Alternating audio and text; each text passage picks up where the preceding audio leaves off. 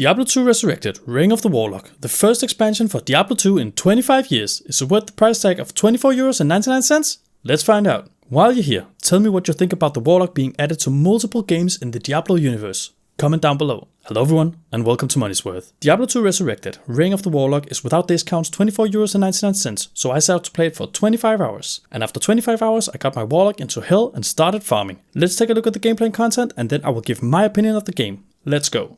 Reign of the Warlock introduces a new class to Diablo 2. The Warlock, a Necromancer-style class, brings a wide mix of dark magic, curses, and demon summoning to the game. It's a class built for all purposes, and its skill system is divided into three main paths: Chaos, Eldritch, and Demons. Each one plays differently, giving the class a lot of variety. The Chaos tree focuses on destructive magic and debuffs. There are three types of spell in this tree: fire skills, sigils, and magic skills. The fire skills have huge AoE and are effective against groups of enemies. Sigils create circles that debuffs the enemy or make them attack each other. The magic skills deal both damage on hit and damage over time. One deals damage with a link between you and the enemy, and another pulls them together. The Eldritch skill tree makes for an attack-based playstyle. Cleave, Echoing Strike, and Mirror Blades are your damage skills, and Blade Warp teleports you to where your weapon hits. Psychic Ward gives you a barrier that can stun enemies when they hit you. This tree also has hexes, which are enchantments for your weapon that makes them hex enemies on hit. Bane lowers enemy defenses. Purge makes enemies erupt when hit. Siphon heals you when hexed enemies die. You can trigger Eldritch Blast, which deals damage to all hexed enemies and refreshes the hexes.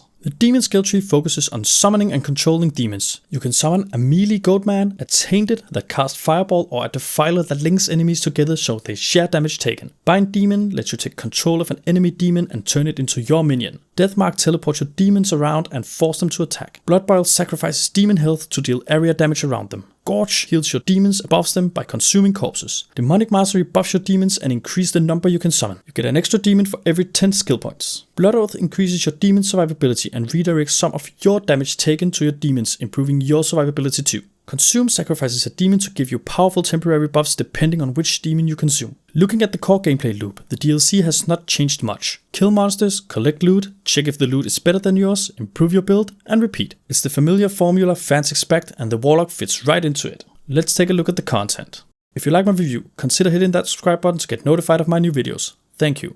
The game offers 3 difficulty levels as always: Normal, Nightmare, and Hell. Each one becomes harder and demands better gear and stronger builds. For endgame content, you'll spend most of your time on the Hell difficulty, grinding bosses for uniques and set items, farming terror zones, which rotate every 30 minutes and contains monsters scaling with your level, making them able to drop loot which would otherwise only drop from certain places. Fighting Ubers, powerful bosses that require special materials to be summoned, and facing the new Ancients encounter, another high-level challenge. Reaching level 99 used to take an extremely long time, but Terror Zones makes the process much faster. The Chronicle is a new feature. Find all uniques and set items and make all rune words to get cosmetic rewards. Completionists can use a lot of time here farming to get everything discovered. The campaign is still a classic and nostalgic playthrough, and the endgame is still a hell of a grind.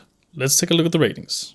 The Warlock feels great to play. The class has a lot of variety and there is a lot to try out. Diablo 2 is an old game, even though they remastered it a few years ago and still makes new content. There are still some old weird bugs and targeting issues, and the endgame loop can become quite one-sided compared to other ARPGs out there. Overall a great game, but an old school one. I rate the gameplay a 4 out of 5. In my playthrough, I managed to complete Hell difficulty by defeating Baal and began farming the Terror Zones. I didn't get to try any of the endgame bosses since it requires a lot of farming, which didn't fit into my 25 hours. There is not a lot of new content, but the existing content is still great. It's not the amount of content that drags it down, but I don't think there is enough new to give it a 5 out of 5. I rate the content a 4 out of 5. The DLC alone costs €25, and if you want to buy it together with the full game, it costs €40. If you really love Diablo 2, it's totally worth the price tag, but if you want a more smooth and modern experience, you might need to look elsewhere. But Diablo 2 is still a very good game, and it probably always will be. I rate the money's worth a 4 out of 5. I hope you found out if Diablo 2 Resurrected, Reign of the Warlock could be your money's worth. You can look through my other videos to see if you can find games that will be your money's worth.